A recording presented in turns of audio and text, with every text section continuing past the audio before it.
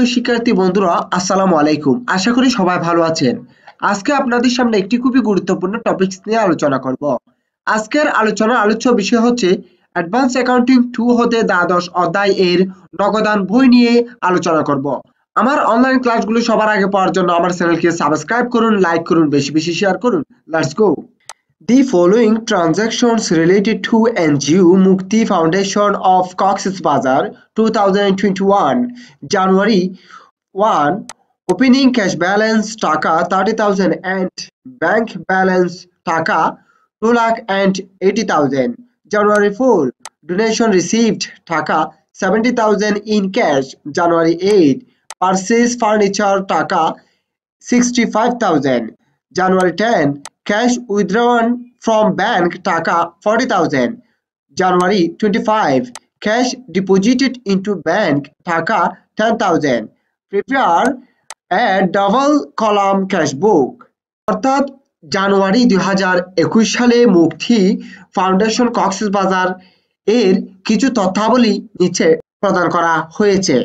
এই তথ্যাবলী নিয়ে আমাকে করতে বলা হয়েছে একটি দুগড়া নগদান বই প্রস্তুত করতে বলা হয়েছে। নগদান বই কাকে বলে? নগদান বই হচ্ছে ব্যবসা প্রতিষ্ঠানে দৈনন্দিন নগদ লেনদেনগুলোর মাধ্যমে কত টাকা এসেছে এবং কত টাকা চলে গেছে তার একটি হিসাব প্রস্তুত করা হচ্ছে নগদান হিসাব। নগদান হিসাব 4 প্রকার: এক ঘরা নগদান, 2 ঘরা নগদান, 3 ঘরা নগদান এবং খুচরা নগদান। আমরা আজকে আলোচনা করতেছি এনজিও এর হিসাব। এনজিও তে 2 ধরনের নগদান বই প্রস্তুত করা হয়। এক হচ্ছে এক ঘরা নগদান বই, 2 হচ্ছে 2 ঘরা নগদান বই। আজকে আমাদেরকে 2 ঘরা নগদান বইয়ের একটি অঙ্ক করতে বলেছেন। নগদান বই তৈরি করার পূর্বে কিছু মৌলিক তথ্যাবলী আপনাদেরকে বলি। নগদান বই দুটি পার্ট থাকে, একটি হচ্ছে নগদ প্রাপ্তি পার্ট ডেবিট এবং আরেকটি হচ্ছে নগদ প্রদান পার্ট ক্রেডিট। দুটোর পর দাখলা পদ্ধতির মধ্যে আসলে ডেবিট, চলে গেলে ক্রেডিট। ঠিক এটি এরকম, যে কোনো প্রকার নগদ লেনদেন এর কারণে নগদ প্রাপ্তি হলে ডেবিট, যে কোনো প্রকার নগদ লেনদেন এর কারণে যদি প্রদান করতে হয় তাহলে হবে ক্রেডিট। নগদান হিসাবে যে সকল প্রকার নগদান লেনদেনগুলো আসবে, কিন্তু বকেয়া লেনদেনগুলো আসবে না। আমরা এখন একটি 2 ঘরা নগদান বই প্রস্তুত করি। সলিউশন, সমাধান। সর্বপ্রথম লিখেছি প্রতিষ্ঠানের নাম মুক্তি ফাউন্ডেশন ক্যাশ বুক, ব্র্যাকেটে আছে ডবল কলাম অর্থাৎ 2 ঘরা নগদান বই। ডেবিট ক্রেডিট উপরে লিখেছি, তারপর আমরা একটি 2 ঘরা নগদান বইয়ের জন্য কলাম ঠিক এভাবে মুখস্থ অঙ্কন করব। ডেট তারিখ, পার্টিকুলার্স বিবরণ, LF ledger value, cash bank. আমরা একটি পার্ট তৈরি করেছি, দেখুন date particulars LF cash bank. ঠিক অপর পাশেও ক্রেডিট দিকেও দেখুন date particulars LF cash bank. এখানে কলাম তৈরি করতে কোনো প্রকার সমস্যা নেই, শুধুমাত্র এক পার্ট মুখস্থ রাখলে হবে। আমি আপনাদেরকে আগেই বলেছি এখানে আসবে ডেবিট দিকে সকল প্রকার নগদ প্রাপ্তি এবং ক্রেডিট দিকে সকল প্রকার প্রদান। নগদান বই শুরু হয় প্রারম্ভিক ব্যালেন্স দিয়ে এবং নগদান বই শেষ হয় সমাপনী ব্যালেন্স দিয়ে। তাহলে আমরা আগে তারিখের কলামে লিখি ডেট 2021 প্রদত্ত প্রশ্ন থেকে দেখে। জানুয়ারি মাসে লেনদেন সেজন্য জানুয়ারি লিখেছি।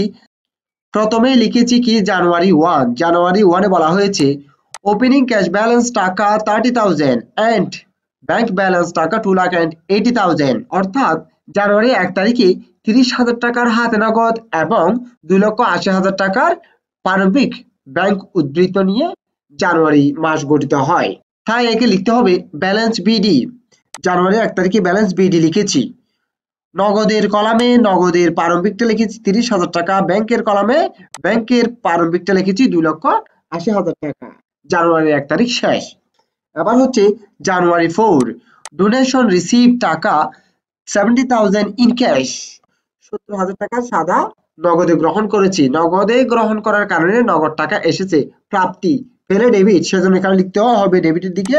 জানুয়ারি 4 ডোনেশন চাঁদা নগদে পেয়েছি, সেই জন্য আমরা কি নগদে লিখেছি 70,000 টাকা। যদি ব্যাংকে পেতাম তাহলে ব্যাংকের কলামেই লিখতাম। জানুয়ারি 4 শেষ।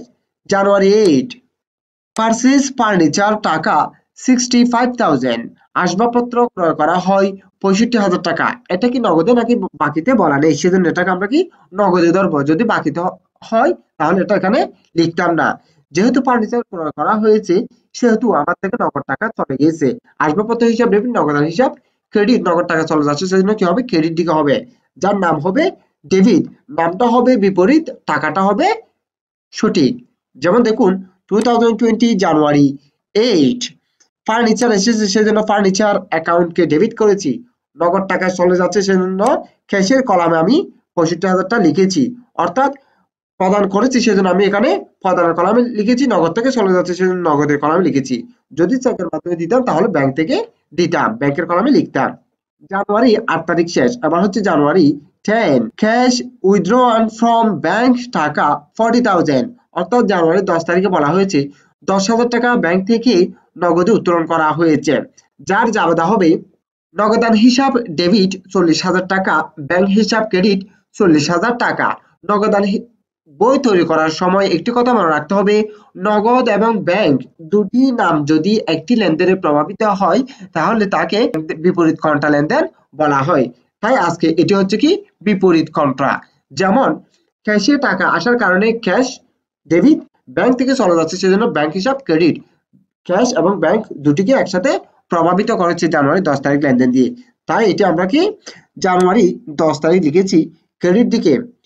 ক্যাশ ব্যাংক থেকে চলে যাচ্ছে সেজন্য ব্যাংকের কলামে 40,000 টাকা লিখেছি। আবার এখানে এদিকে ডেবিট দিকে এসে জানুয়ারির 10 তারিখ লিখে ব্যাংক নগদে টাকা পেয়েছি সেজন্য নগদের কলামে 40,000 টাকা লিখেছি। একটি লেনদেন দুটি কলামকে প্রভাবিত করার কারণে আমরা কি এলএফ এর এখানে সি দিয়ে কন্ট্রা বুঝিয়েছে। এখানে ক্যাশ এবং ব্যাংক লেখার মধ্যে একটি পার্থক্য আছে। যেমন টাকাটি হবে রাইট কলামে এবং নামটি হবে বিপরীত। যেমন এখানে উইথড্র করার কারণে cash debit, bank credit. Cash debit হলে নামটি বসাতে হবে ক্রেডিট দিকে এবং টাকাটি বসাতে হবে ব্যাংকে, কারণ ব্যাংক হচ্ছে ক্রেডিট। ঠিক এদিকেও নগদ টাকা আসার কারণে নগদের কলামে টাকাটা বসেছে, কিন্তু এখানে ক্যাশ না লিখে লিখতে হবে কি ব্যাংক, অর্থাৎ বিপরীত, নামটা হবে টাকাটা হবে সঠিক কলামে। জানুয়ারি 10 তারিখ শেষ, আবার হচ্ছে জানুয়ারি 25 ক্যাশ ডিপোজিটেড ইনটু ব্যাংক টাকা 10,000। অর্থাৎ জানুয়ারি 25 তারিখ বলা হয়েছে 10,000 টাকা ব্যাংকে নগদে জমা দেওয়া হয়েছে। ঠিক এই লেনদেনটিও দুটি পক্ষকে প্রভাবিত করেছে, একটি হচ্ছে ক্যাশ, একটি হচ্ছে ব্যাংক। এখানে ব্যাংক পেয়েছে সেজন্য ব্যাংক হিসাব ডেবিট, নগদান হিসাব ক্রেডিট। অর্থাৎ ব্যাংক ডেবিট হওয়া মানে ব্যাংক টাকা পেয়েছে, টাকা পেলে কি হবে ডেবিট দিকে লিখতে হবে।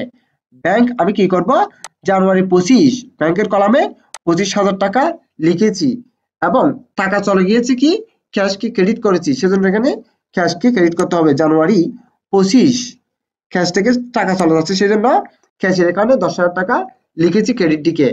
দুটি পক্ষকে প্রভাবিত করার কারণে আমরা কি লিখেছি এলএফ এর এখানে সি লিখেছি, সি মানে হচ্ছে কন্ট্রা। নামটাও দেখুন এখানে ব্যাংক টাকা পেয়েছে সেজন্য ব্যাংক হিসাব ডেবিট, ক্যাশ হিসাব ক্রেডিট। ব্যাংক ডেবিট হওয়ার কারণে নাম হবে ক্যাশ ডেবিট, ক্যাশ ক্রেডিট হওয়ার কারণে নাম হবে ব্যাংক ক্রেডিট। অর্থাৎ ব্যাংক ডেবিট হলে বসবে ক্রেডিটের দিকে, ক্যাশ ডেবিট হলে বসবে ক্রেডিটের দিকে, টাকাটা হবে ঠিক সঠিক। আমার আজকের প্রদত্ত সকল লেনদেন অর্থাৎ 5টি লেনদেন দিয়েছে, এই 5টি লেনদেন আমরা সমাপ্ত করেছি। আবার হচ্ছে যোগ বিয়োগের কাজ, যেদিকে বেশি হবে সেদিকে আমরা আগে যোগ করব। যেমন দেখুন আজকে ক্রেডিট দিকে নগদের কলামে বেশি 30,000, 70,000, 40,000, টোটাল হয় 1,40,000। এই 1,40,000 টাকা আমরা কি ক্রেডিটের দিকে লিখে বন্ধ করে দিয়েছি। 1,40,000 টাকার থেকে নগদের টাকাগুলো বাদ দেব। 65,000 টাকা এবং 10,000 টাকা, টোটাল 75,000 টাকা বাদ দিলে ডিফারেন্স থাকে 65,000 টাকা। এই 65,000 টাকার নাম হচ্ছে কি ব্যালেন্স সিডি, অর্থাৎ সমাপনী হাতে নগদ আছে 65,000 টাকা। এই 65,000 টাকা ঠিক এখানে পরবর্তীতে চলে আসবে ডেবিট দিকে ৬৫,০০০ টাকা লিখেছি, যাকে দিতে হবে ব্যালেন্স বিডি। মাস হচ্ছে ফেব্রুয়ারি 1, অর্থাৎ এই যে ব্যালেন্স সিডি লিখেছি সেটি হচ্ছে যে মাসের লেনদেন সেই মাসের শেষ তারিখটা লিখতে হবে। জানুয়ারি মাস ৩১ দিনের মাস, সেজন্য আমরা কি সর্বশেষ তারিখটা ৩১ লিখেছি, ব্যালেন্স সিডি দিয়ে ৬৫,০০০ টাকা লিখেছি। এই ব্যালেন্স সিডি টাকাটি জানুয়ারির শেষ টাকাটি পরবর্তী মাসের ওপেনিং, জানুয়ারির পরের মাস হচ্ছে কি ফেব্রুয়ারি 1, এবং এটি হবে কি ব্যালেন্স বিডি। ক্যাশের কলাম আমরা ৬৫,০০০ টাকা লিখেছি। ক্যাশের কাজ শেষ। আবার হচ্ছে ব্যাংক। ব্যাংকে কোন দিকে বেশি? ব্যাংকে ঠিক ডেবিট দিকে বেশি। ২,৮০,০০০ যোগ ১০,০০০ টোটাল হয় ২,৯০,০০০ টাকা। এই ২,৯০,০০০ টাকা ক্রেডিট দিকে বসিয়ে বন্ধ করে দিয়েছি। ২,৯০,০০০ টাকা থেকে যদি ৪০,০০০ টাকা বিয়োগ করা হয় তাহলে ২,৫০,০০০ টাকা ব্যালেন্স সিডি হয়, সমাপনী ব্যাংক জমা উদ্ধৃত ৩১শে জানুয়ারি। ঠিক এটিও পরবর্তী মাসের প্রারম্ভিক ব্যালেন্স হয়ে যাবে ২,৫০,০০০ টাকা ব্যালেন্স বিডি ফেব্রুয়ারি ১ তারিখ। আশা করি প্রদত্ত ক্লাসটি আপনারা খুব মনোযোগ সহকারে দেখেছেন এবং ভালোভাবে বুঝতে পেরেছেন। যদি আমার অনলাইন ক্লাসগুলো ভালো লাগে, সবার আগে আমার অনলাইন ক্লাসগুলো পাওয়ার জন্য আমার চ্যানেলকে সাবস্ক্রাইব করুন, লাইক করুন, বেশি বেশি শেয়ার করুন। সুস্থ থাকুন। আসসালামু আলাইকুম।